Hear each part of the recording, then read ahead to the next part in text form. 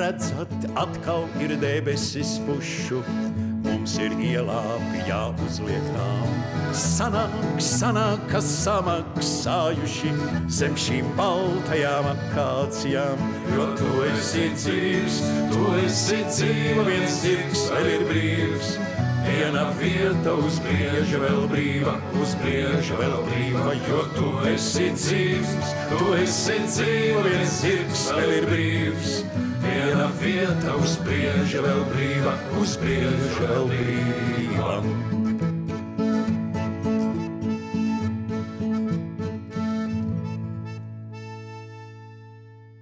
Tā kā rēķinieties, te ir cilvēks gados. 50 gadus vairāk es te esmu uz šitā skatuves grozies, kurus var visu atcerēties.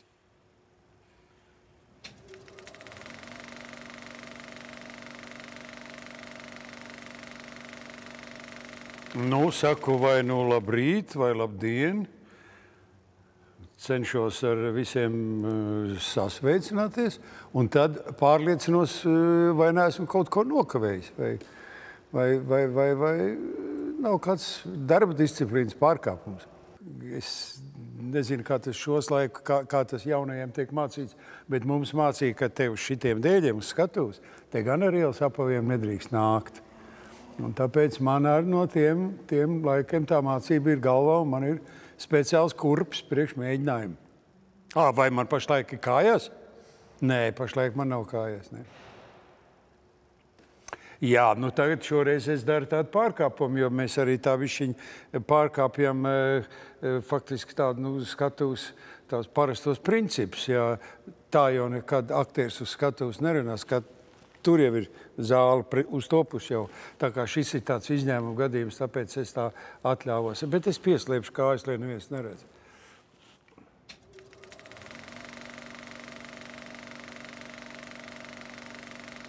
Jā, nu es domāju, ka katrs aktieris to ir piedzīvojis, kad nāk tāda kaut kāda, nu tos grūti nosaukt par sapņiem, tie drīzāk ir murgi.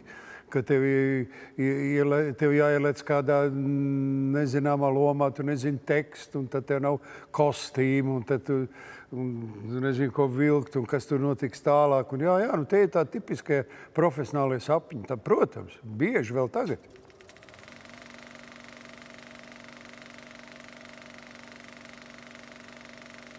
Es nosaukšu vienu. Pēc manas sajēgas. Visgrūtākā lieta ir tā, ko no malas neviens nesaprot. Ko tu jūs tur dariet? No kā tu esi noguris? Nu, ko tu tur darīji? Tu tur 3 stundīs tur parunājies. Tā grūtākā lieta ir tā koncentrēšanās, ka tev visu laiku ir jābūt ļoti koncentrētam. Tu nedrīkst neko sajaukt, tu nedrīkst tekstu sajaukt, tu nedrīkst mizanscēnu jaukt.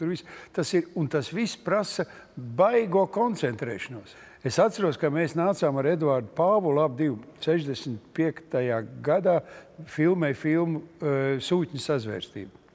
Un es biju jauns aktieris, tikko beidzis un spēlēju lielu lomu tajā filmā. Un mēs ar Pāvulu ap nākam no kinostudijas uz 4. trolejbusa galpunktu uz Šmerli.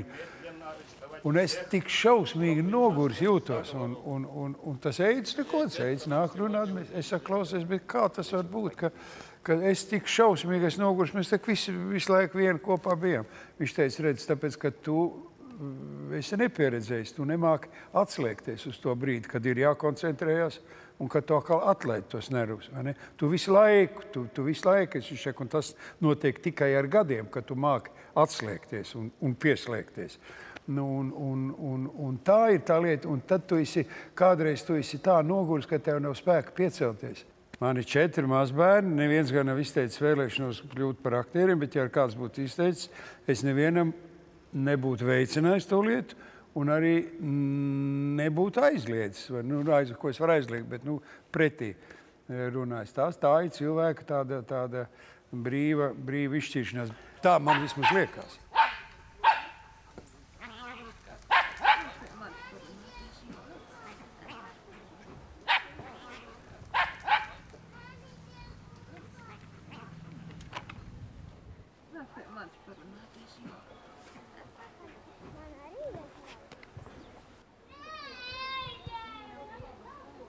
Nu tā. Daina, Cilts māte,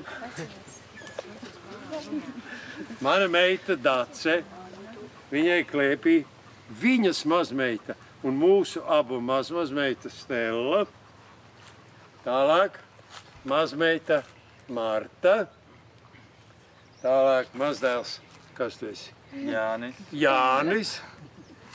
Tālāk, kā mēs saucam, maznots Mārtiņš, tas ir manas mazmeitas, lielās mazmeitas Madaras vīrs no Talsiem, Talsu GDA čempions. Tālāk, Līga, mazvedekla ar savu vīru, mūsu mazdēlu Reini. Un viņiem klēpī ir Māde. Mēs ar Albertu. Un Alberts. Un Alberts. Madara. Nē, tu esi Madara, es teicu. Neteica. Kā tā nē, es teicu Mārtiņš, un tas ir man Madara. Vecākā, es teicu, vecākā mazmeita, kā nē. Un viņai klēpī ir mazdēls Alberts. Lūk, tāda ir tā ģimenīte. Kurš jums ir ģimenē galvenais? Vajadzētu jau teikt, ka Ulds. Sakiet, nu bērni, taisnība. Vajadzētu jau teikt, ka Ulds. Nē, vajadzētu jau teikt, ka Daina. Nē, tas ir vadošais tandēms, es teiktu tā. Tur nav, viens bez otra nav. Teiksim, kas patīk Dumpi? Obligāti jāpiedalās vēlēšanās. Jātolerē ķipokaini ēdieni. Jāļauj pagulēt dienas. Visiem ir jāsēž. Galvējā pusdienas ir viss. Katrs savā vietiņā. Jābūt tā vārtiem. Jā. Jā, Nav nekāda nūģis. Nedrīkst sēdēt O vietā. Nu jau nepārspīlē. Ko piemēram, Dācis, tu esi skaidrs zini, ka tas tev ir no tēva? Mīlestības ģeogrāfija, var teikt, uz ceļošanu noteikti. Pasaules kaut kāds skatījums. Ir šausmīgi daudz lietas, ko es ar gadiem aizvien vairāk saprotu, ka es cenšos iemācīties un savā dzīvē to, var teikt, praktizēt. Jā, tādu ļoti godprātīgu attieksmi pret cilvēkiem, pret darbu, pret dabu, pret visu. Tā kā, es mācos. Jo man liekas, tad, kad viņš ir kopā ar mums, viņš ir tik klātesošs un tik ļoti mums daudz pietiekošs un tik daudz mums dodošs, ka tais brīžos, kad viņš nav, viņš ir iedevis pietiekami daudz, lai nebūtu žēl. Viņi vaktē tāds lapsets. Gretā.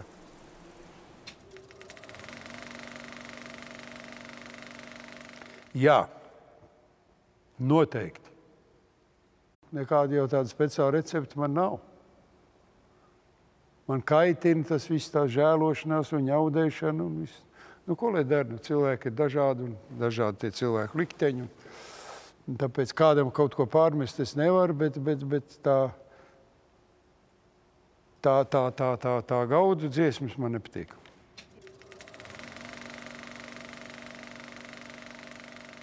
Uldim Dumpim kāds ideālais teātris. Man ir viena tāda formula. Es kā skatos izrādes, es esmu diezgan slings gājējis uz teātri, bet tad, kad man sieva tā sapurina un aizved, es esmu vienmēr priecīgs. Un tam man ir viens tāds kā lai to pasaka, viens tāds rādītājs. Ja man pēc tās izrādes gribās pašam spēlēt teātri, tad man tā izrāde ir patikusi. Un ja man negribās spēlēt, tad man tā izrāde nav patikusi. Uz vecumu viss jau paliek tāda sentimentālāk. Bet tas man pietrūkst. Man ļoti, ļoti pietrūkst. Man pietrūkst šo laiku jaunajās izrādēs tāds brīdis, kad ir kamols kaklā. Kad man taisni tas pietrūkst.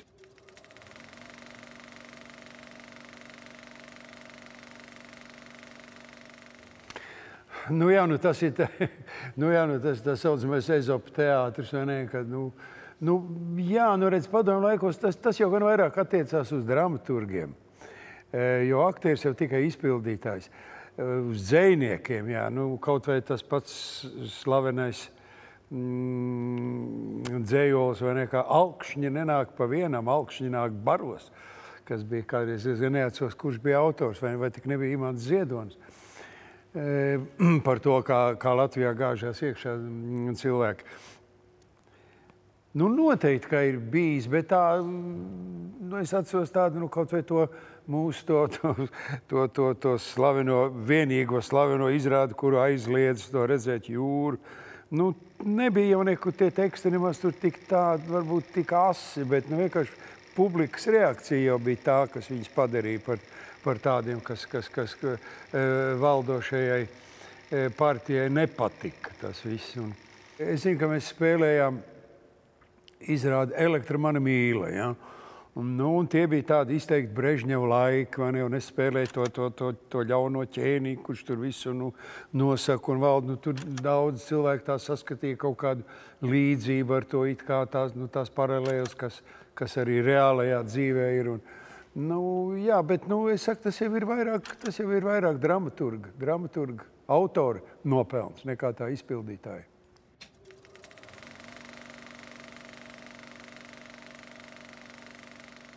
Tas bija 70. gadu sākumā, varbūt tas varēja būt. Es tos gadu neatceros. Jo es tik zinu, ka tajā laikā bija arī viena no populārākajām izrādēm bija Aijā Žužu Bērns kā lācis. Un tā situācija bija tāda. Beidzās tagad pēdējā izrāde, Silmačs. Mēs tagad noklanamies vienreiz, priekškars aiziet ciet. Mēs noklanamies otrais, priekškars iet ciet. Un pēkšņi šitā te ieķerās. Un paliek vidū tāda liela šķirba. Tāda sprauga pamatīgi starp tiem. Un ieķēries un neiet. Un izmisīgi mēs tur stāvam, kas tur tai vidū, un muļķīgi smaidam, klanamies. Un es dzirdu, ka izrāžu vadītāji rautāji ciet, vaļā. Kā viens kaut kādas komandas tur dod. Un nekas nenotiek. Un viņa izmismā nolaiž no augšas starppriekškaru, kas ir iekārts priekš Aijā Žužu tās izrādes. Un kā to priekškaru nolaiž, tā zālē atskan drausmīgākie aplausi. Un mēs stāvēdam uz skatuves nesaprotam, kas notiek. Mums vienkārši nolaiž priekšā baltu starppriekškaru, bet zālē parādās sarkanais. Un zālē tādas ovācijas, kādas es neatceros nevienā citā Silmača izrādē. Protams, pēc tam bija tur visu vasaru esot bijusi liela izmeklēšana un meklēja vainīgo, kurš tur ir. Bet neko jau neatrad, tur jau tā vienkārši tehniski ķibela. Kauži nepatīk. Tās ir vienas grūtas mocības, kad šitās te fotosesijas un kādreiz vēl kino studijā, ka bija tās fotoprovis vai dieviņi. Ļoti nepatika.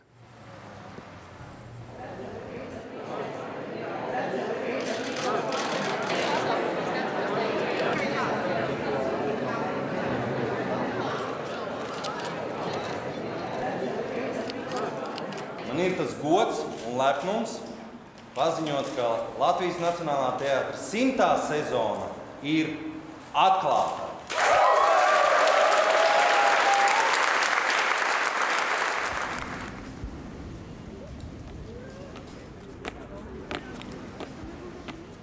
Jā, šī tāpa, laikam, tu esi kādreiz fočējies? No teātras nekad nav fočējies? Bijām.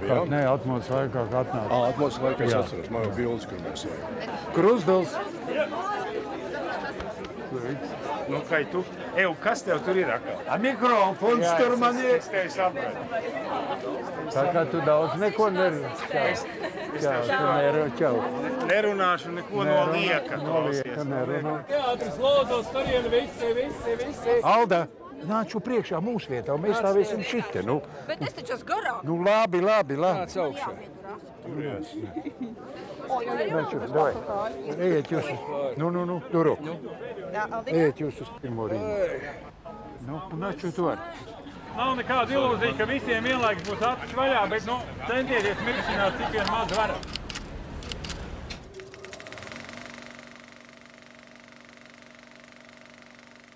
Man nav bijis tāds gadījums viens, ka, teiksim, man direktors iesauc kabinetā nobaru un es nāku no kabineta ārā, es gribu iet prom no teātra. Tas ir bijis tāds kaut kāda neveiksmju sērija, kaut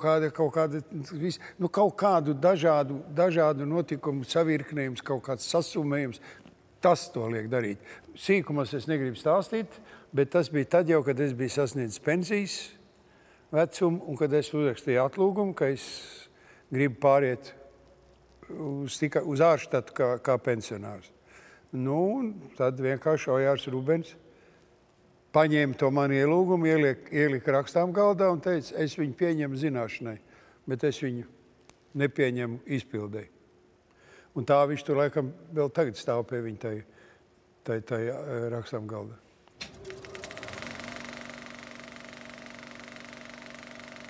Tā ir tāda grūti aprakstāma situācija, ka tu jūti, ka tā zāle viss ir vienā elpā un tas ir pie tam tas klusums ir tāds, viņš ir izteiksmīgs tas klusums.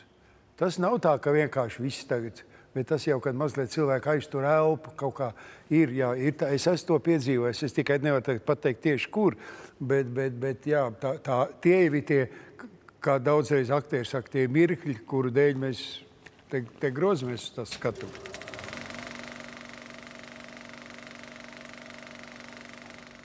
Melošana?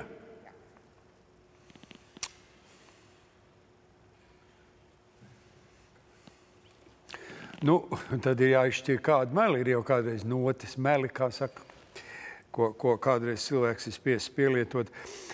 Melošana, nezinu, tas ir briesmīgs tas vārds, viņš šausmīgi, viņš sevī ļoti daudz ko ietver. Es nezinu, vai to var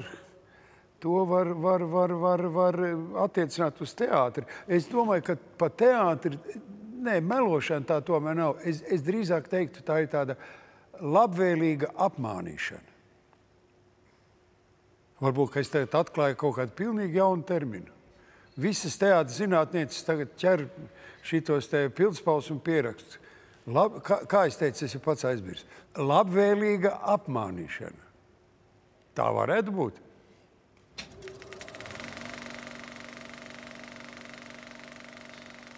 Tad man jāizstāstīja tāds anekdotisks gadījums ar manu draugu Ģirti Jakovļovu. Teātra darbinieku savienības kongresā Oļģerts Kroders, tanī laikā būdams Liepājas teātra galvenais režisors, uzstājās no tribīnas, ka vajadzētu teātra darbinieku savienībai vajadzētu algot kādu psihiatru vai kurš tā, ka viņam ir vairākas aktrises, kurām ļoti grūti vairākas stundas pēc izrādes viņas netiek ārā no lomas. Tā ļoti nopietni Kroders un Ģirts tā it kā klusu, bet pietiekam tā skaļi saka pēkšņi tā, laimīgās. Es gadiem netieku iekšā. Man nav grūtāk, protams, ietikt iekšā, kad sevi kaut kā jāpārvar. Iztikt ārā es neteiktu, ka man ir grūti. Es nekad neesmu nesis mājās pēc izrādes vai trolejbusā turpinājis to lomu savā galvā. Cauri un āmen, nomazgā muti, uzģērb savus drēbītes un mājās. Varbūt tas ciniski izklausās, bet ko es tur iztaisīšos labāks nekā ir.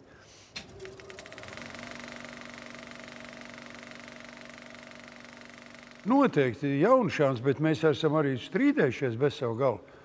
Ar Jaunšānu. Par strīdiem jau to gluži nevar nosaukt. Viņš jau neielaidās garāk uz strīdņos ar mani. Viņam mūžīga atbilde bija, kad es kaut ko teicu, bet varbūt, ka te varētu tā pagaidi, Uldiņ, kad tu būsi režisors, tad tu varēsi darīt pa savam. Un es atkal šādi pretī. Es to muļķību nekad nedarīšu. Bet neapšaubām Jaunšāns bija mans režisors. Viņš bija mans vispirmkārtām jau teātra fakultātes mans kursvadītājs, mans skolotājs. Un pēc tam, tāpat jau viņš kā skolotājs turpināja teātri, būdams režisors. Un, jā, noteikti, jā. Es tīri labi viņu sapratu, ko viņš grib. Tā man vismaz liekas.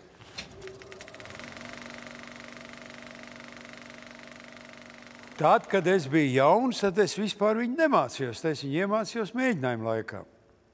Es vispār mājās nemācījos. Un tagad, kad es neesmu tik gluži jauns vairs, tad es tomēr esmu spiests mājās pasēdēt un pamācīties. Bet tās jau arī katram savu metodēs. Man ir redzes atmiņa.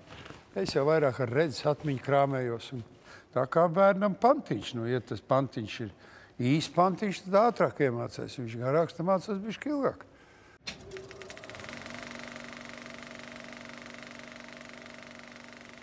Es atceros, vai Dievi, viņi tā kā šodien. Nu, tā nebija mana pirmā loma, tā bija, varētu teikt tā, pirmā uznākšana uz šīs skatuves. Mēs bijām 2. kursā, aizsūtīti uz kolhozu, nu, toreiz teātra fakultātes studenti, un pēkšņi mūs kādus 3 atsauc atpakaļ uz Rīgu, saslimuši aktieri bija, un lielā izrāde Žanna Darka, Amtmaņa Briedīša taisītā izrāde, un to izrādi nevar atcelt. Nu, es biju sūtnis no Orleānas, to es kā šodien atceros. Un man bija no turienes jānāk no tās kulises, tur jānāk ārā, un vēl Līna šita stāv pretī. Un es nāku ārā, un es esmu sveicināta, jaunava Žanna, un velku zobenu ārā. Nu, viņi prasa, kā tagad izskatās Orleānā, kā kapsētā, ar 1000 tikko izraktiem kapiem un tālāks neatceros. Nu, vai vēc, ko tur. Nu, es viņai nododu savu ziņojumu, un pa Briedītis mēģina padēt. Tu šitā iznāc, tu te stāv, te vēl, tu šitā nosaka, te vēl, te balstu uz zobenu apakaļ, griezies riņķi un ej prom. Un es tādu, nu, visu to izdaru, protams, uztraucies līdz nāvei, bet to zobenu nevar trāpīt, arī maksta iekšā. Pasit, padasiet, tāpat tās gājas savu kulis, es ļoti labi, bet ne tas galvenais, ko es atceros. Galvenais, es atceros tās Veltes Līnas acis.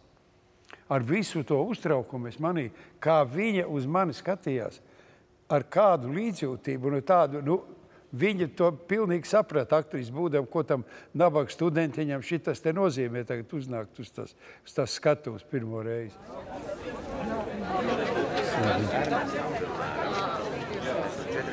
Tas ir speciālais mans biteks. Speciāli tev ņem, jā? Jā. Nu jā, putveņi, dumpi, jakaujās, lūdzu uz to laiku. Galvenie varoņi. Redzi, te iedos ceļa maizīti. Ļoti labi. Ļoti labi. Putveņi. Pirmā laiva. Tā. Nē, lec iekšā. Es biju etnieki. Iešnos pēdējā brīdī. Tas bija gājiens.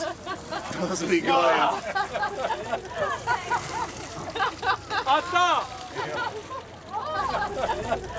Zini, mēs jau Gorno Jurītka filmējamies te Odes filmā, tur ir zemūdenēs, ja? Un tad tur tie jūrnieki stāstīja visādas jūrnieku anekdotas, nu riktīgai tie zemūdeņu veči.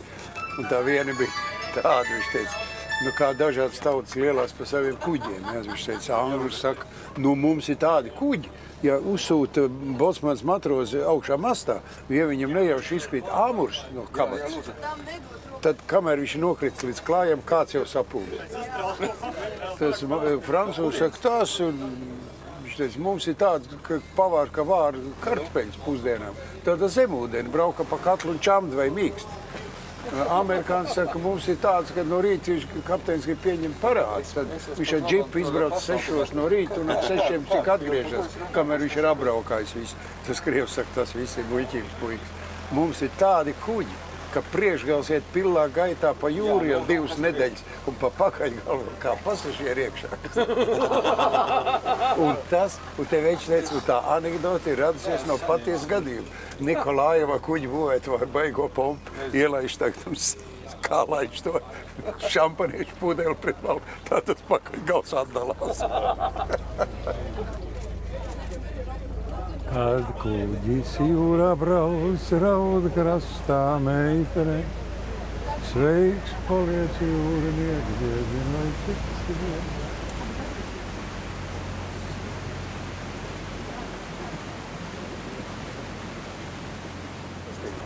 Man nav skaisti, vēl paskatīt, uz ko vienkārši liels.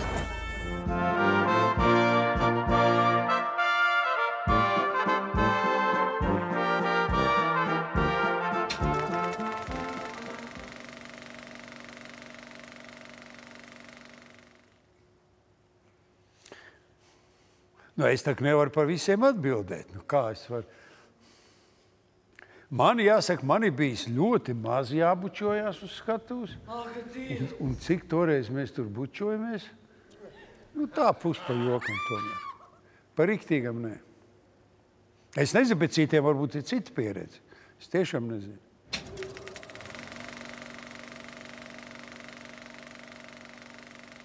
Ļoti. Un sevišķi man garšoja tie rekvizīti, kad Daira Āboliņa bija rekvizītori mūsu teātrī. Tad tie rekvizīti man ļoti, ļoti garšoja. Nē, rekvizīti vispār garšo aktieriem. Es tā kā atceros, ka tanī Kihnu Jennā, ka mums direktora vietnieks Bērzais ne par kādu naudu neparakstīja atļauju, lai ļauj pirkt 3 kg skābes kāpostus. Viņš teica, jūs tikai tur mētājieties visu, bet mums tā garšoja, mēs noēdam pēdējo visu. Rekvizīti ļoti garšīgi.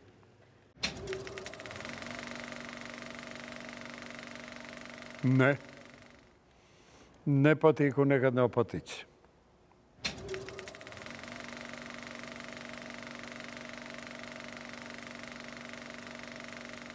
Man jau nav bijušas tādas, es nezinu, kaut kādas tādas vajātājas, kas man būtu baigās talanta pielūdzējis, kas mani vajātu, jeb kā Mārim Liepam braukāt viesizrādies līdz pa visu Padomju Savienību. Nu, kur tad, tāda līmeņa, tā nu gan nav bijis. Tā kā es domāju, ka viņa nav bijis greizsirdīga. Viņa jau kādreiz teikusi, man jau patīk, ka viņš arī citām patīk. Jūs teļupis gatava? Cik jums augstu vārdu skaitās?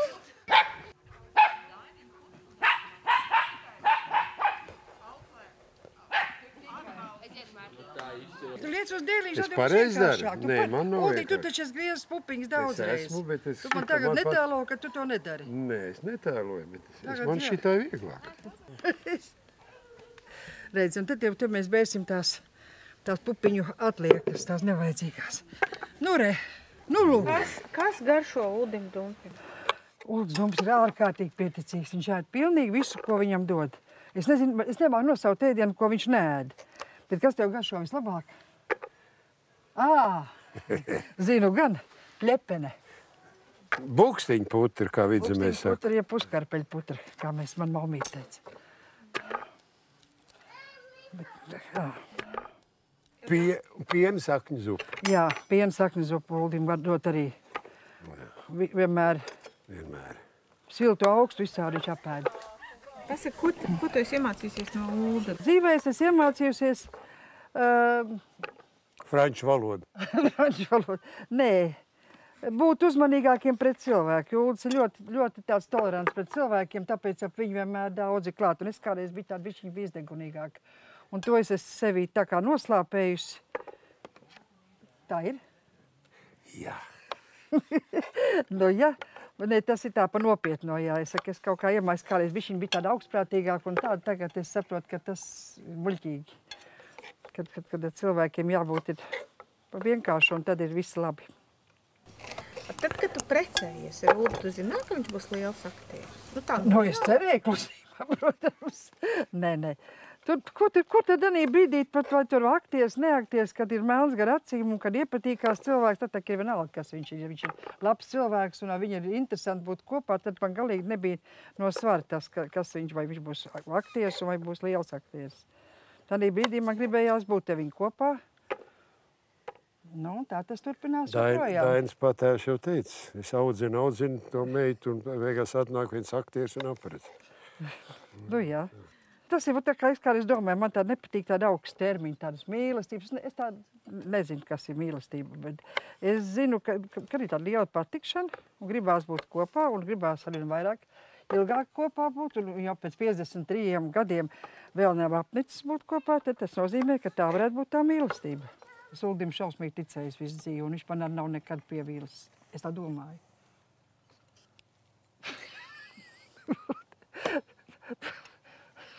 Kāpēc tu cilvēks nopietni tā? Ko? Jā.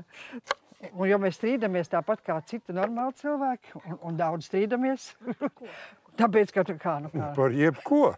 Ko var sastīties? Kā pupiņas pareizi jāgriež, piemēram. Jā, mēs varam sastīties par visu, ko. Es griežu tā, viņa griež uz dēlīšu. Ulds man nemitīgi regulē, kā jābrauc ar mašīnu. Man liekas, ka es ļoti labi braucu. Viņš man nemitīgi audzina, un es kā nemāku tur iebraukt, un atkal tad es jau tev teicu. Un tad es esmu nikna un nerunāju 2 dienas, pusotru dienu, teiksim tā. Jā. Nu nav pusotru dienu. Var. Pusotru stundu. Nu labi, kādreiz. Tu gribi, lai mēs tā demonstrējam, kā mēs sakasamies? Jā. Humora izjūta jums ir līdzīga? Tā, ka mums ir līdzīga. Kāda tur līdzīga? Viņi, piemēram, nesaprot, kā var smieties par Šveiku. Nu, es atkal nesaprotu, kā var nesmieties par Šveiku. Viņi nesaprot Šveiku humoru. Nu. Un tas nav pirmais gadījums. Mums labi draugi Amerikā latvieši, kuri arī sieva nesaprot Šveiku. Es viņai kādreiz mēģināju lasīt priekšā Šveiku, viņi nesmējās. Kā 3 reizes, 4 reizes gundā viņš ir mēģinājis lasīt priekšā, un es katreiz aizmiegu pie tā. Nu, man nenāk smiekla par Šveiku. Nu, ko lai tur dara? Kā, redz? Nu, man nāk smiekla 3 vīri laivā. Nu, to man nenāk. Nu, redz, kaut kur mums ir, bet Šveiks man ne. Tas galīgi man nav. Tā nav man. Tā man tāda sāpe 50 gadu garumā.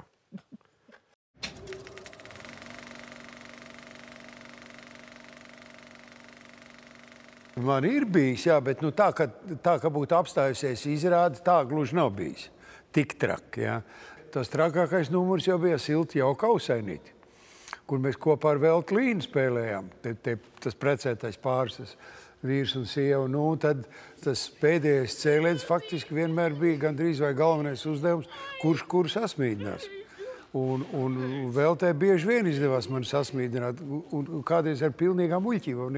Turpat faktiski neko nedarot, jā, bet, nu, paldies Dievam, publika to nemanīja. Bet tas bija tāds, un tad Veltē bija tāds interesants paņēmies, ka viņi apsmējās, viņi tūlīt sāka raudāt.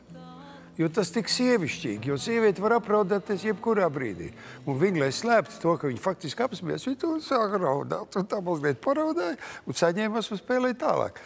Un, nu, pāris reizes mēs no jaunšā norāvamies par to, bet publika jau to lielākoties nemanīja, ne, ka tur tā, jo tā izrādes tika spēlēt ļoti daudz. Man liekas, ka pār pa 200 reizēm. Un, nu, grēks jau atzīties, bet tāds ir, kad aktieri jau bišķiņi tik garā, ilglaicīgā izrādē, kas tik daudz gadus un tik daudz reizes tiek spēlēt, mēdz jau bišķiņi tā šo to, nu tā, mazliet izlaisties un kaut ko pahuligānēt arī.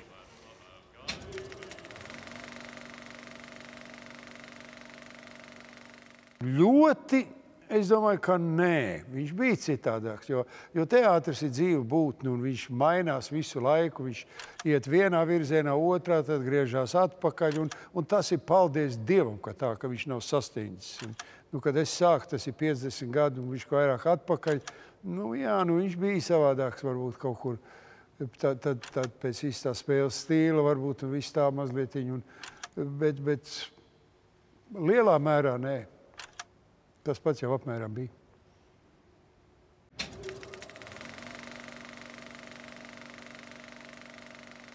Diezgan švaki.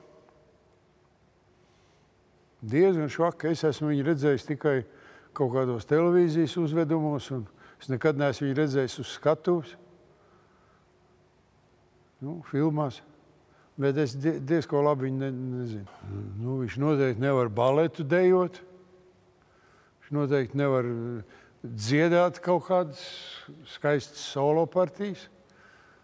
Nu, tad viņš droši vien nevar, teiksim, nu, Hamletu spēlēt. Nu, daudz ko nevar. Bet šo to jau var ar pa baru.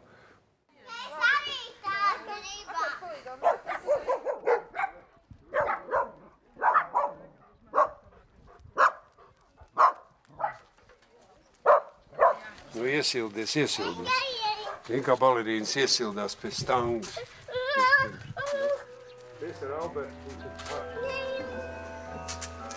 Vai tu dejo jau?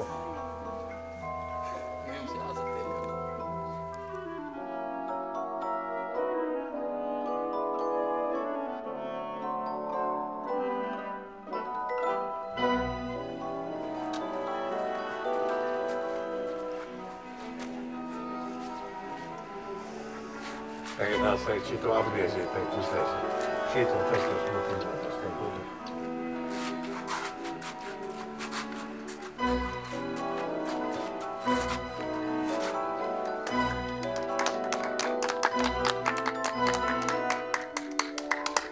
Tagad solo, tālāk tev solo vienai pašai.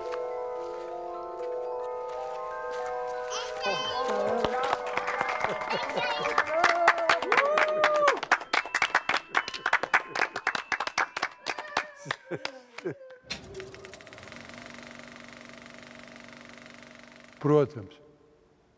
Protams. Tā kā man ir bijuši visādi periodi manā dzīvē, es negribu viņos iedziļināties, kas ir saistīti ar veselības problēmām, tad es varu teikt, ka dzīve ir skaista.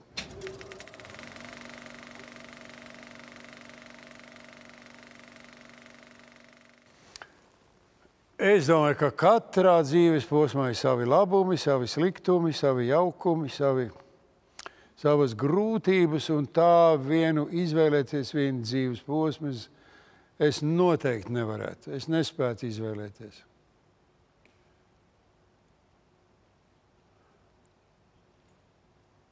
Tas būtu netaisnīgi teikt, kad jaunība, jeb skolas gadi, jeb studiju gadi vai nē, tas nebūtu taisnīgi pret pārējo dzīvi. Es skatos visu kopā.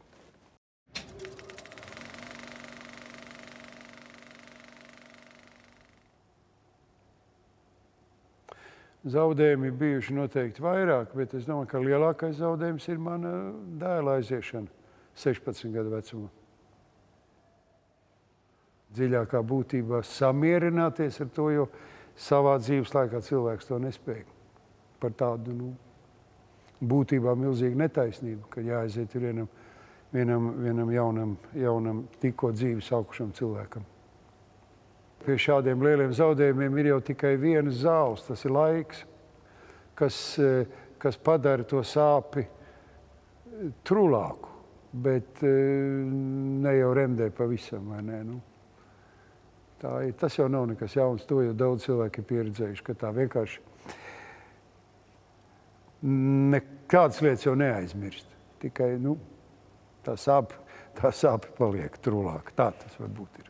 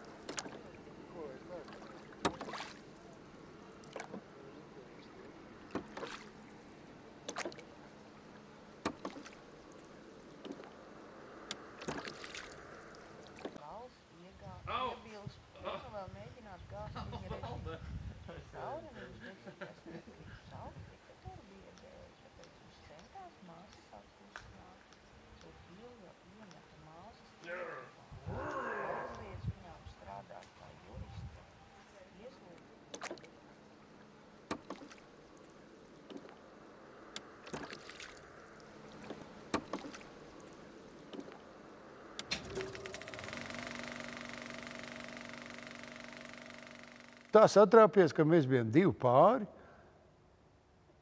un kā tā televīzijas vadība toreiz neapjēdz, ka 25. decembris ir pirmie Ziemassvētki, un neviens uz to tā nenoreaģēja, un pirmajos Ziemassvētkos ar Dievu un kompartiju žēlastību uztaisīja mums komjauniešu kāzas ģildē. Man bija uzvalks, Dainai bija balta kleita, Žanetei bija balta kleita, Mārtiņam arī bija uzvalks, un tādi mēs tur bijām 4 galvā tādi. Jā. Galu galā, un kur tad mēs paši būtu noorganizējuši gan tur tos vijolniekus, gan telpas, vai ne tādas, tad kurš tad mums būtu laicis iekšā pavelt mazajā ģildē. Un viss tas romantiskākais bija, protams, ka mēs abi pēc kāzām naktī stāvējām, snīgi bišķiņ sniedziņš, un stāvējām un gaidījām taksīti. Viss jau bija jauki, tikai tas viens, kas ļoti pietrūka, tā bija tā otrā diena, jo parasti jau kāzās tā otrā diena ir tā foršākā, kad viss tāda atbrīvot un viegli paģiraini, un viss, tad, tā mums izpalika. Tā nebija.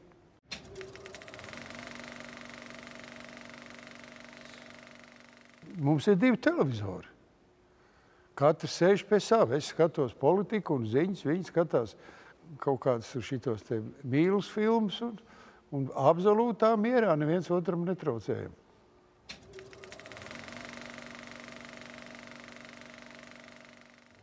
Mana pirmā bērnības atmiņa ir, kad es sēdēju vecātēju mājās, Dumpjos, uz galda, šūpoju kājas, skatījos pa logu un skaitīju, man ir 4 gadi. Nu, man tā liekas, ka es to atceros. Bet tā īsti pārliecināts, jo mēs neviens nevaram būt par savām atmiņām. Var jau būt, ka es esmu vēlāk to izdomājis. Bet man tā bilde man galvā ir, kad es sēdēju, skatījos pa logu ārā uz ceļu, uz lielo ceļu, kas ļoti netālu, un skaitīju, man ir 4 gadi.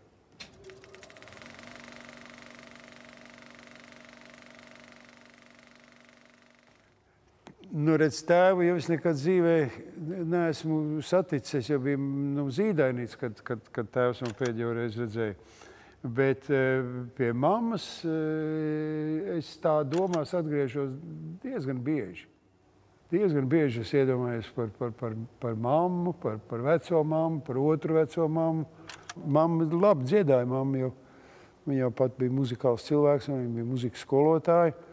Bauskā pie vajadzības arī toreizējā tautas teātrī viņa jau arī dziedāja tādas dziedamās partijas kaut ko.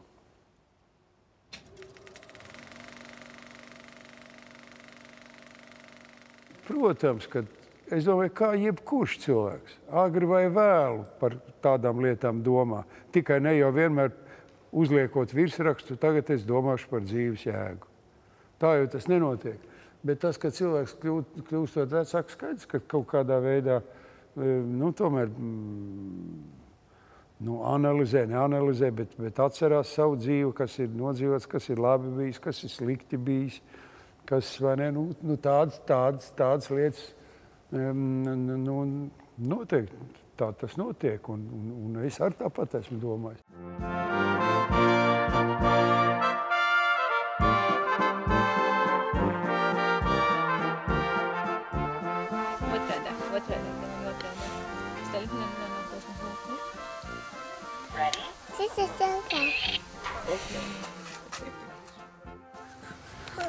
Nāc jau pā. Nāc. Pēc galvā cepuri.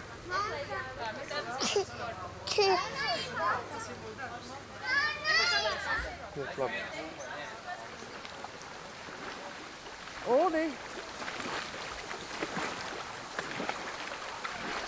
Uldi, tev jāiet supot, Uldi! Jā, kā tā? Uldi, nāk jau! Tā, jā. Kas te notiek? Dainīgi supotāji, taisnieki nevar pasties. Mēs esam nokarējis. Kas te notiek? Tik neuzrod man tā supu uzreiz.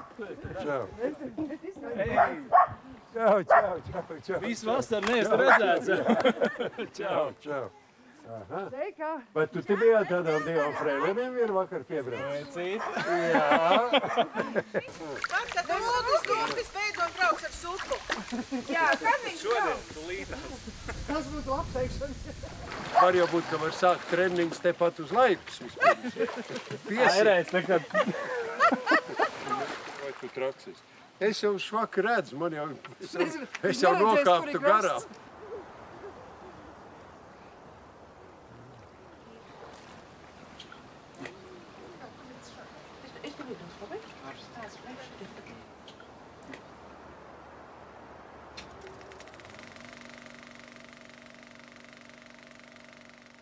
Sava prieka pēc es varu teikt tā, ka man viens no visa mūža hobijiem ir bijis ceļošana.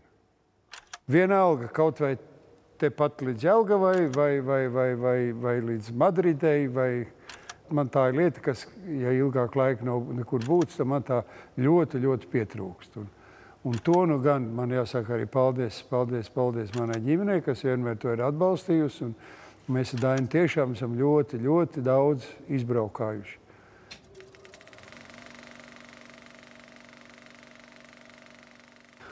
Es biju savās jaunības gados, es biju noteikti vairāk vakar cilvēks, tagad ir otrādi.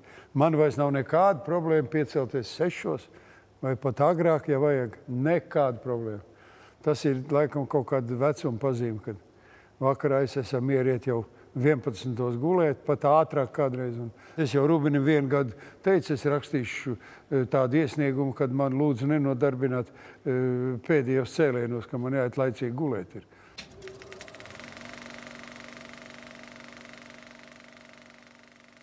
tā ir tā, nu, tomēr tā kopā sanākšana vai nu vienos vai otros svētkos, vai, nu, ka viss tā sabrauc, vai ne, nu tā. Es esmu par to ļoti priecīgs, jo es kādreiz savā, nu, tādos pusauģu gados, es tā domāju, kā man patiktos, ja mēs pie galda sēdētu daudz, jo es tā zinu, ar mammu, divatā mēs dzīvojam, mamma, vecā mamma, ne, man tā vienu patikās, ka, nu, tagad tas ir piepildījies, tagad, kad viss sabrauc un sasēžas, tad jau ir 11. Man ļoti patīk, teiksim, tādas vīriešu darbs kā malkas skaldīšana. Un, nu, man šis un tas patīk, bet tā malkas skaldīšana man ļoti patīk. Man patīk kartupeļu mizošana, piemēram, kas nu nav it kā tāds izteikts vīriešu darbs. Ja? Nu, vēl jau šis tas. Nu. Brālim roku vajag. Brālī. Paņem brālī par rokas. Paņem. Paņem, Albert. Par Albert. Tu redzēji, skrēji, ja? Es tev redzēju pie jaunās mājas, tikai šitiem tiks apstājies. Tev pamanīju pavīdam.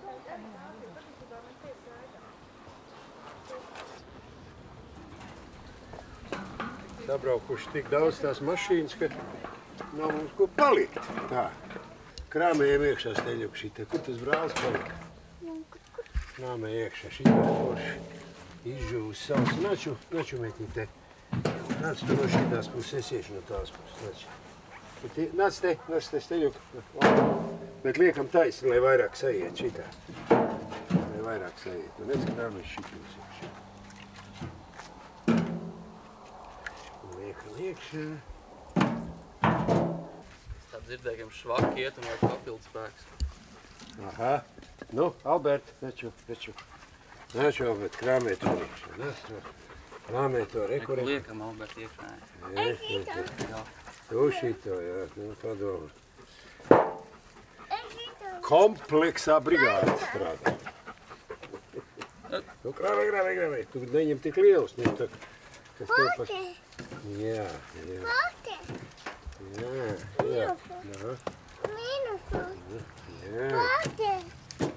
Jā, bet ne, pasaka. Es varēšu pavilkt šitos. Es tev palīdzu. Nu, bet tā. Nu, bet šitā te. Nu, pietiks ar, lai nebirst ārā. Ļoti labi. Tā, nu tad aiziet. Jā. Redz, pa ceļam mēs varam parādīt. Naku, pa ceļam, zēni. Šitas te, Albert, tagad parādi, kurš ir tavs ozols. Parādi, šito mēs iestādījām Albertam pa godu 4. maijā, tā ka visur Latvijā stādīja ozols, tad mēs iestādījām šito. Alberta ozols tas ir, jā. Nu, aiziet. Tavs ozols, jā. Mans ozols tas ir, jā. Labi? Aiziet, braucam tālāk. Jā. Braucam tālāk. Oi. Opā.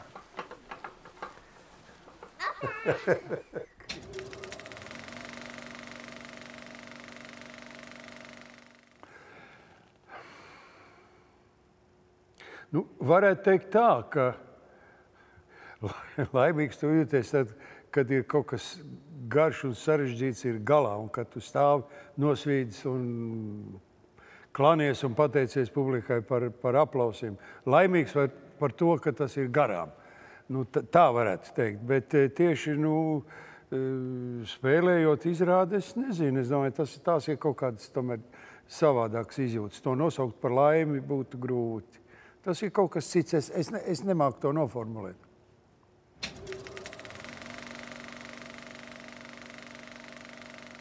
Nu, manā uztverē viss tā jaukākā lieta aktieru profesijā ir tas, ka tev nekad nekas nav mūžīgs, ka tev visu laiku viss ir jāsāk atkal no gala. Un tas darbs ir, nu, tu esi visu mūžu tāds tā kā skolnieks. Visu mūžu tu esi iesācējis. Vienalga, vai tev tur nokara ar ordeņiem un ar tautas mākslinieku nosaukumu. Tu tāpat sākot to jaunu izrādi, tu esi tāds pats kā 50 gadus atpakaļ. Un tu vienmēr visa dzīve, kā tas teiciens bija Juhanam Smūlam, visa dzīve ir viena mūžīga sākšana no gala.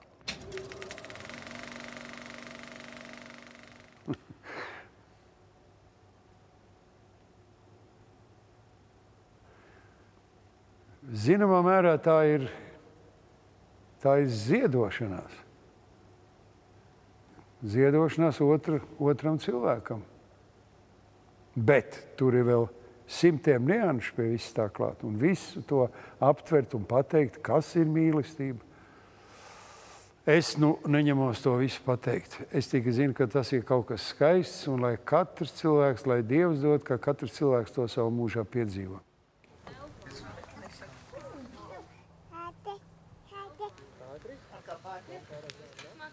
Ei, ko tu dari? Jau, kundze.